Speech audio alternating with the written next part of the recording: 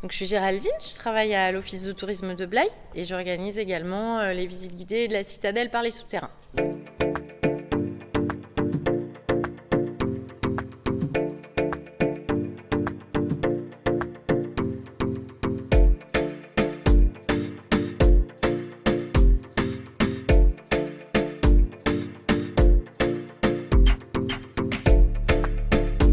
La citadelle de Blaye, elle a été construite au XVIIe siècle par Vauban. On est sous Louis XIV. Louis XIV a extrêmement peur des frondeurs et va faire en sorte que cette citadelle protège et surveille Bordeaux.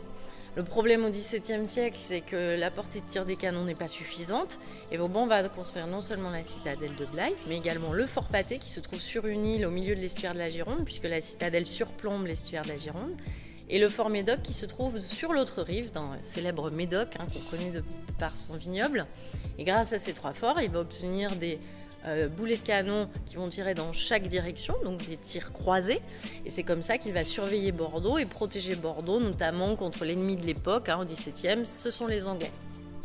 Ces 3 forts, la citadelle de Blaye, le fort Patay et le fort Médoc, comme toutes les citadelles de Vauban, c'est plus de 150 citadelles en France, Vauban, eh bien elles n'ont pas été utilisées à proprement parler. C'est-à-dire que la citadelle a subi un siège, mais en 1814, donc bien après la mort de Vauban. Par contre, elles ont joué leur rôle entièrement, puisque les citadelles étaient construites pour dissuader. Et ici, l'ennemi, à l'époque de Vauban, au XVIIe siècle, n'est jamais venu se frotter aux 3 forts. Donc cette citadelle et ces 2 autres forts, le fort Patay et le fort Médoc, sont aujourd'hui classés au patrimoine mondial de l'UNESCO depuis 2008.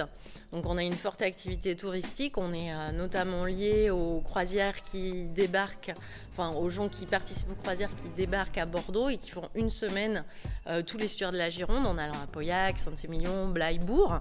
Et du coup, on accueille 5 bateaux de 100 passagers à peu près chacun par semaine. Mais ce n'est pas que ça, le label UNESCO, ça nous a permis aussi d'ouvrir des visites guidées pour les individuels. Donc tous les jours, toute l'année, l'Office de tourisme organise des visites guidées de la citadelle par les souterrains qui permettent de comprendre ce système qui est vraiment propre à Vauban et qui a permis à Vauban d'être classé à l'UNESCO. Ça dure environ 1 heure.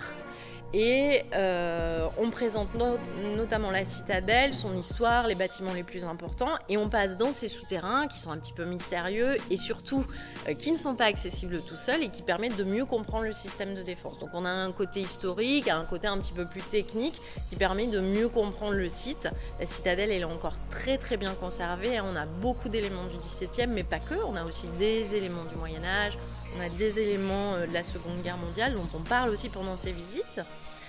Et on a également une visite enfant qui a lieu plutôt pendant les vacances et les mercredis, qui est spécifique aux enfants, où là on va avec un petit livret les accompagner dans la découverte du site, vraiment sur l'histoire, puisqu'on a des personnages célèbres comme Roland de Roncevaux, des troubadours, des chevaliers. Donc on va plutôt axer la visite sur le système de défense, mais un petit peu plus ancien, et sur ce que Vauban a mis en place également. Donc, toutes ces visites, elles sont accessibles à tous, puisque le but, c'est vraiment la pédagogie. C'est ce que le label UNESCO, en fait, nous impose, entre guillemets, même si c'est un vrai plaisir pour nous, mais de transmettre ce patrimoine aux futures générations et aux générations actuelles.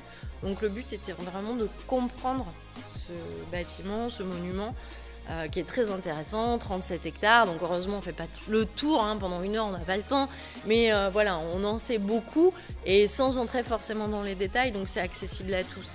Et évidemment la visite enfant, elle est vraiment avec un langage adapté à eux, là ce sont plutôt les parents qui accompagnent les enfants que le contraire, et ça c'est très sympa aussi, ça leur permet de bien vivre en fait ce monument qui parfois, quand on dit monument militaire, ça nous freine un petit peu, alors qu'au contraire il y a plein de choses à apprendre et à découvrir.